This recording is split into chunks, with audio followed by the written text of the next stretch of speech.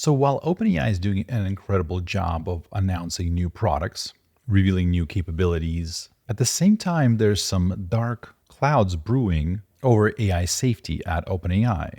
As we covered the other day, Ilya Sutskever leaves OpenAI. They decided to part ways, but no one's really talking too much about it. At the same time, Jan Leike leaves, says he resigns, and today he posts this. And it starts out like you would expect it to. He says, "It's been so fun and thank you. It's been a wild journey." Kind of the standard stuff, boilerplate stuff that everybody says, but then he goes off script. So here he's saying all the stuff you normally say, wishing everybody the best, thanking people, and then the tone changes. He's saying, "Stepping away from this job has been one of the hardest things I have ever done, because we urgently need to figure out how to steer and control AI systems much smarter than us. I joined because I thought OpenAI would be the best place in the world to do this research. However, I have been disagreeing with OpenAI leadership about the company's core priorities for quite some time, until we finally reached a breaking point. I believe much more of our bandwidth should be spent getting ready for the next generation of models on security, monitoring, preparedness, safety, adversarial robustness, super alignment, confidentiality, societal impact, and related topics." He's saying these problems are quite hard to get right, and I'm concerned we aren't on a trajectory to get there. Over the past few months, my team has been sailing against the wind.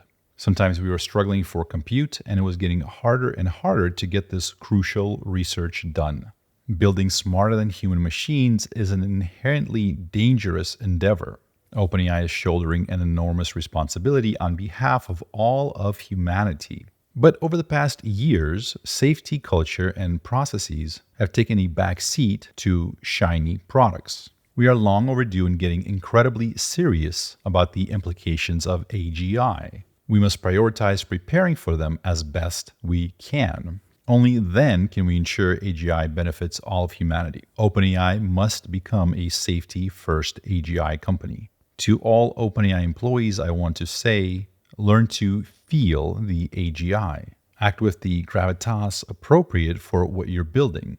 I believe you can ship the cultural change that's needed. I am counting on you.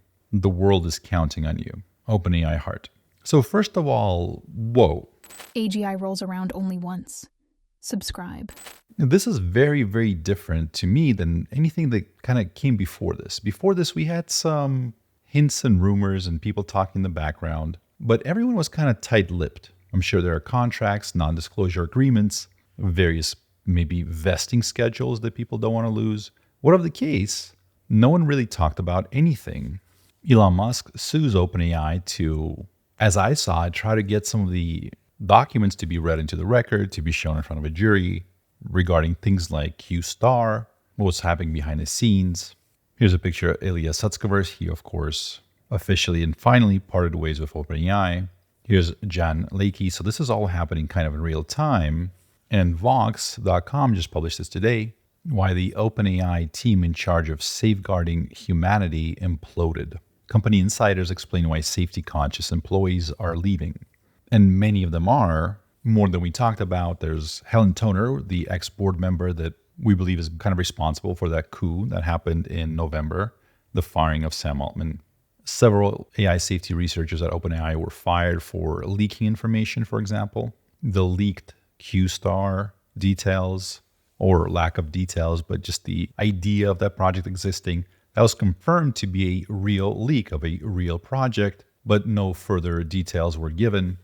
Now, this gets much deeper, by the way, because we are just now getting some new information about kind of what's happening on the inside and why people are being kind of tight-lipped about it. But first, here's Sam Altman. So he's responding to Jan Leike's, the comment, the post that he just created 5 hours ago, saying that he's disagreeing with Sam Altman and the leadership, as he calls it, and kind of pretty clearly saying that he doesn't believe enough safety precautions are being taken, and the OpenAI employees should be very careful about how they're going to proceed with this. Sam Altman responds, "I'm super appreciative of Jan Leike's contributions to OpenAI's alignment research and safety culture, and very sad to see him leave. He's right, we have a lot more to do. We are committed to doing it. I'll have a longer post in the next couple of days. We'll be on the lookout for that. Hopefully we'll get more clarity into what specifically the issue is here, because Jan Leakey, specifically said there's not enough compute. That was one of the complaints, but it feels like there's more going on. And I'd love to know exactly what. Now, this was a Reddit post from a while back, but before we take a look at it, here's the very important and kind of annoying thing to understand. The thing to understand is that right now, we're living in the moment that AI politics are going mainstream. More and more people are taking sides. And it is just like politics. You have your little tribes on different sides of the issue yelling back and forth. No one sees eye to eye.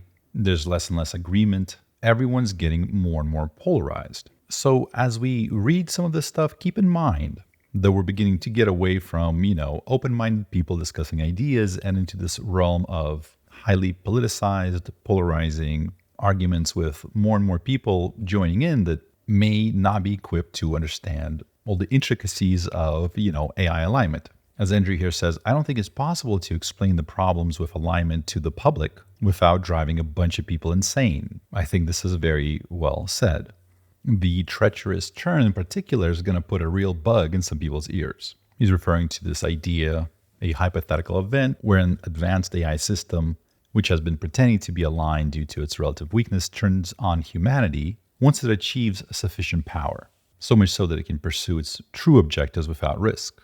But I would agree with this response that I think most people won't even get that far, and will be more preoccupied with pretty trivial things. Most people will not have enough knowledge to argue coherently about this. But my point is, as we read some of this stuff, just keep in mind that a lot of this is just people's opinions. You don't have to think of them as right or wrong, or even react to them in any way. Just kind of think about where this whole thing is going. So here's that Reddit post from a while back saying any company that makes AGI is going to want to feed it as many GPUs as money can buy while delaying having to announce AGI. They've now changed from a customer-facing company to a ninja throwing smoke bombs. In order to throw people off the scent, they're going to want to release a bunch of amazing new products and make random cryptic statements to keep people guessing for as long as possible. Their actions will start to seem more and more chaotic and unnecessarily obtuse. Customers will be happy but frustrated.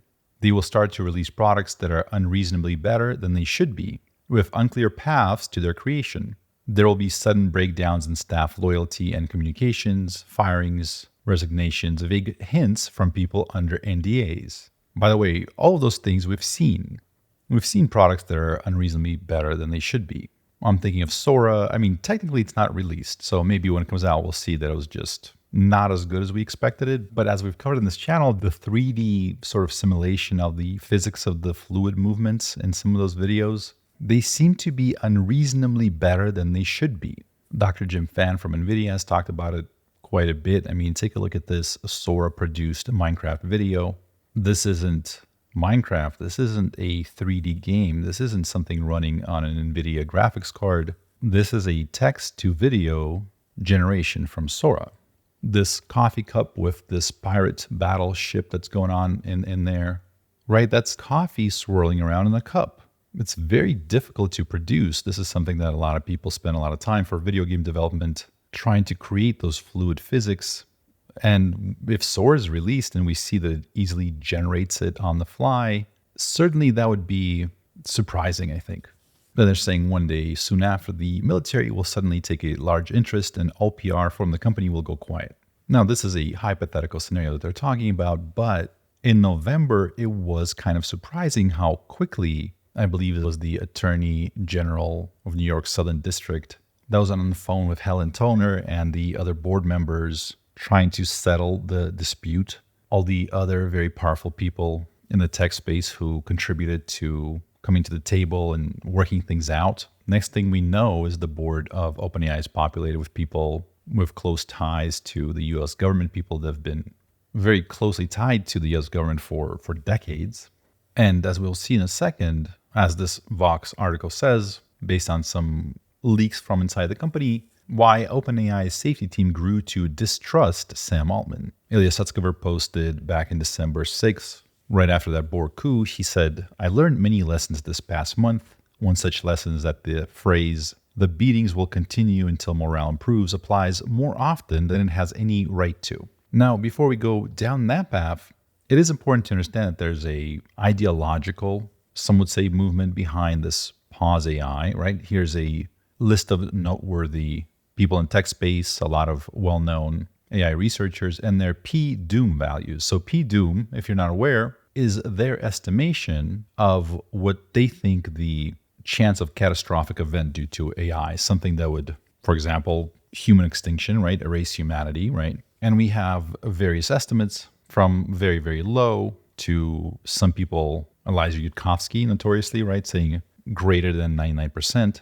And here's Dr. Techlash. We've covered her before. So she's saying, remember how Jan Lakey was a research associate at both Eliza Yudkowsky MIRI Machine Intelligence Research Institute and Nick Bostrom's Future of Humanity Institute? There's clearly an ideological influence at play here. And of course, we see Jan Lakey here, former alignment lead at OpenAI. His P-doom is 10 to 90%. So a fairly wide range, I would say. And of course, we've heard from Daniel Cogotayo, also former OpenAI researcher, who also said some things that maybe weren't so positive for OpenAI's safety research team. Elon Musk is on here at 10 to 20% of catastrophic AI outcomes. Yalan Kuhn, head of Meta AI, at less than 0.01%. Vitalik Buterin's on here, Ethereum co-founder, also a person that funded a lot of these pause AI efforts. He donated to some of the research teams behind AI safety efforts. He thinks it's 10%. Jeff Hinton is also at 10%. Lena Khan's on here, head of the FTC. She's at 15%. Dario Amodei at 10 to 25%. He is the CEO of Anthropic. Yashua Bengio, 20%. Emmett Shear, who was supposed to take over as the CEO of OpenAI, he thinks it's between 5 and 50%. And here's why some of those former people at OpenAI are concerned. This is from Vox.com. I'll link a link down below. So they're saying here, if you've been following this whole saga on social media, you might think OpenAI secretly made a huge technological breakthrough. The meme, "What did Ilya see?" speculates that Sutskever, the former chief scientist, left because he saw something horrifying, like an AI system that could destroy humanity. And certainly we've heard rumors like this, or at least rumors of OpenAI having something big, some big breakthrough that potentially unsettled some of the people there, including Ilya. But the real answer may have less to do with pessimism about technology and more to do with pessimism about humans, and one human in particular, Altman. According to sources familiar with the company, safety-minded employees have lost faith in him. It's a process of trust collapsing bit by bit, like dominoes falling one by one, a person with inside knowledge of the company told me, speaking on condition of anonymity. Not many employees are willing to speak about this publicly. That's partly because OpenAI is known for getting its workers to sign offboarding agreements with non-disparagement provisions upon leaving. If you refuse to sign one, you give up your equity in the company, which means you potentially lose out on millions of dollars and maybe billions if you think about how much equity in that company could be worth in the future. One former employee, however, refused to sign the offboarding agreement so that he could be free to criticize the company. Daniel Cogotayo, who joined OpenAI in 2022. He said OpenAI is training ever more powerful AI systems with the goal of eventually surpassing human intelligence across the board. This could be the best thing that has ever happened to humanity, but it could also be the worst if we don't proceed with care. I joined with the substantial hope that OpenAI would rise to the occasion and behave more responsibly as they got closer to achieving AGI, but it slowly became clear to many of us that this would not happen. And that forced them to quit. So, of course, a lot of this happened in November, last November. Helen Toner and Ilya Sutskever, working together with the OpenAI board, tried to fire Altman. The reason they gave is that Altman was not consistently candid in his communications. And they really didn't say too much more than that. A lot of things happened. Microsoft invited all of OpenAI's top talent to Microsoft, effectively destroying OpenAI, but basically allowing them to continue to build under the Microsoft umbrella. And Altman, of course, came back more powerful than ever, has a more supportive board, and more power to run the company how he sees fit. When you shoot at kings and miss, things tend to get awkward, which is well said. And certainly that's what happened with Ilya Sutskever, who finally officially left OpenAI and said he was heading off to pursue a project that is very personally meaningful to him. One thing they mentioned here is that it looks like Ilya has been remotely co-leading the super alignment team tasked with making sure a future AGI would be aligned with the goals of humanity. rather than going rogue. I actually was not aware of this, so it seems like he basically worked remotely, but on the same team, on the same objectives. Now, this article kind of skews heavily against Sam Altman, right? So they're saying what happened in November revealed something about Sam Altman's character. His threat to hollow out OpenAI unless the board rehired him, and his insistence on stacking the board with new members skewed in his favor, showed a determination to hold on to power and avoid future checks on it. So I'm not sure if this is true. I don't think this is real because I don't think there were any threats to hollow out OpenAI unless the board rehired him. I believe Microsoft, being shrewd business people, offered to swallow up all of OpenAI's talent, which of course they would. It's a smart decision, but I wouldn't call that Sam Altman threatening to hollow out OpenAI. So keep that in mind as we look over this. This article is very much kind of leaning against Sam Altman. And there's a number of other examples of OpenAI safety researchers making various cryptic posts, like this one on the EA forum, and saying that they resigned from OpenAI on February 15th, 2024. When asked why, they replied, no comment. And the reason why they tend to reply no comment is this. There's a very restrictive offboarding agreement that contains non-disclosure and non-disparagement provisions former OpenAI employees are subject to. It forbids them for the rest of their lives from criticizing their former employer. Even acknowledging that the NDA exists is a violation of it.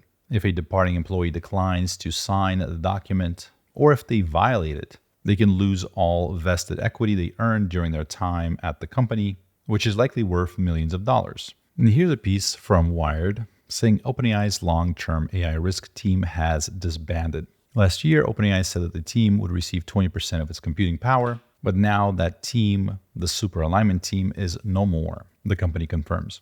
Now, I'd love to know what you think, but keep in mind that each side will always just tell their story. The people that are aligned with the Pause AI, a lot of them seemingly have connections with EA, effective altruism, and some of the actions that they did were not 100% on the up and up. There was some shenanigans going on there as well. They have a certain ideological lean and they're pursuing that. A lot of the AI safety people seem to share those views. Here's Rune, another employee at OpenAI, saying, everyone constantly believes they deserve more GPUs. It's basically a necessary feature of being a researcher.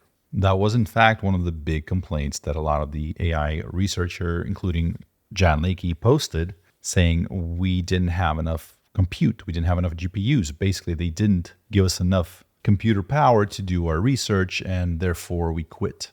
Could that have been the case? Could it just be a case of not getting enough resources and looking elsewhere to get those resources to pursue their research projects? Let me know what you think, but keep this in mind. We're going to have more and more discussions like this in the world, on TV, on Twitter, on Facebook.